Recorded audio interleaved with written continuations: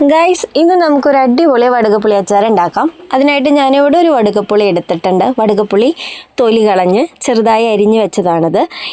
നമ്മൾ വടുകപ്പുളി അരിയുമ്പോൾ ഇതിൽ കുരുക്കൾ പെടാതെ സൂക്ഷിക്കണം കേട്ടോ. കുരുക്കൾ പെട്ട് കഴിഞ്ഞാൽ വടുകപ്പുളി നന്നായിട്ട് കനച്ചു പോവും. അപ്പോൾ കുരുക്കൾ നീക്കം ചെയ്തിട്ട് വേണം കേട്ടോ നമ്മളിത് ഉണ്ടാക്കാനായിട്ട്. ഇനി ഇതിലോട്ട് 2 പച്ചമുളകും പിന്നെ ഒരു കഷ്ണം ഇഞ്ചിയും ചെറുതായി അരിഞ്ഞത് നമുക്കിതിലോട്ട് ഇട്ട് കൊടുക്കാം. ഇനി ഇതിലോട്ട് ആവശ്യത്തിന് ഉപ്പ് ചേർത്ത് കൊടുക്കാം. പിന്നെ കുറച്ച് കറിവേപ്പില ഇട്ട് കൊടുക്കാം. എന്നിട്ട് നന്നായിട്ട് ഇതൊന്ന് മിക്സ് ചെയ്ത് വെക്കാം. ഇനി നമുക്കൊരു ചീനച്ചട്ടി അടുപ്പത്ത് വയ്ക്കാം. ഇനി അതിലോട്ട് കുറച്ച് വെളിച്ചെണ്ണ ഒഴിച്ചു കൊടുക്കാം.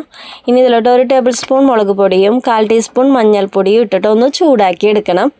അപ്പോൾ നമ്മളിത് നന്നായിട്ട് ചൂടാക്കി വന്നിട്ടുണ്ട്. ഇനി നമുക്കിതിനൊരു പാത്രത്തിലേക്ക് മാറ്റി വയ്ക്കാം. അപ്പോൾ മുളക് പൊടിയും മഞ്ഞൾപ്പൊടിയും ചൂടാക്കുന്നത് അച്ചാർ ഉണ്ടാക്കുമ്പോൾ പൊടികളുടെ ഒരു പച്ചക്കുത്ത് വരാതിരിക്കാൻ വേണ്ടിയിട്ടാണ് കേട്ടോ നമ്മളിങ്ങനെ ചൂടാക്കി വയ്ക്കണേ. ഇനി ഇതേ ചീനച്ചട്ടിയിലേക്ക് തന്നെ കുറച്ച് വെളിച്ചെണ്ണ ഒഴിച്ച് കൊടുക്കാം. ഇനി ഇതിലോട്ട് കടുക് ഇട്ട് കൊടുക്കുക. കടുക് പൊട്ടി വരുമ്പോൾ നമുക്കിതിലോട്ട് ഒരു 5-6 വെളുത്തുള്ളി ചെറുതായി അരിഞ്ഞത് ഇട്ട് കൊടുക്കുക.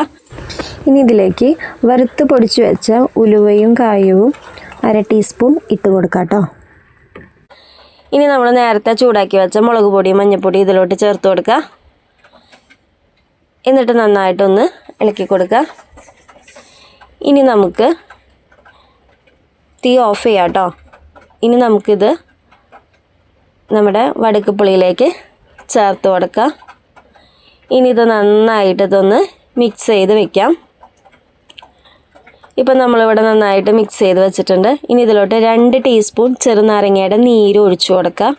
ചെറുനാരങ്ങയുടെ നീര് ഒഴിച്ചു കൊടുക്കുന്നത് വടുകപ്പുളിയുടെ കയ്പ്പൊന്ന് ഉണ്ടെങ്കിൽ തന്നെ അതൊന്ന് പോയി കിട്ടാൻ വേണ്ടിയിട്ടാണ്.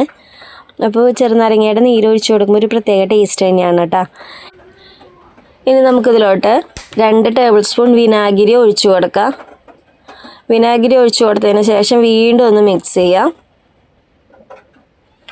ഇനി നമുക്ക് ഇതിലോട്ട് കുറച്ചും കൂടി ഉപ്പ് ചേർത്ത് കൊടുക്കും. ഞാൻ ടേസ്റ്റ് ചെയ്ത് നോക്കിയപ്പോൾ കുറച്ച് ഉപ്പിൻ്റെ കുറവുണ്ട്. അപ്പോൾ വീണ്ടും കുറച്ച് ഉപ്പ് ചേർത്ത് കൊടുക്കുക. ഇനി നമുക്ക് ഇതിലോട്ട് കുറച്ച് കറിവേപ്പില ഒന്ന് ഉരിഞ്ഞിട്ട് കൊടുക്കുക. ഫൈനലി നമുക്ക് കുറച്ച് വെളിച്ചെണ്ണ ഇതിൻ്റെ മുകളിൽ ഒന്ന് ഒഴിച്ചു കൊടുത്ത് വീണ്ടും ഒന്ന് മിക്സ് ചെയ്ത് വെച്ച് കഴിഞ്ഞാൽ നമ്മുടെ കല്യാണ സദ്യയിലൊക്കെ ഉണ്ടാകുന്ന വടുകപ്പുളി അച്ചാർ ഇവിടെ റെഡി ആയിട്ടുണ്ട്. അപ്പോൾ എല്ലാവരും ഇതൊന്ന് ട്രൈ ചെയ്ത് നോക്കണം. വളരെ ടേസ്റ്റാണ്. അപ്പോൾ നിങ്ങൾക്ക് ഈ വീഡിയോ ഇഷ്ടമായാൽ നിങ്ങൾ തീർച്ചയായിട്ടും ലൈക്ക് ചെയ്യുക, ഷെയർ ചെയ്യുക, സബ്സ്ക്രൈബ് ചെയ്യുക.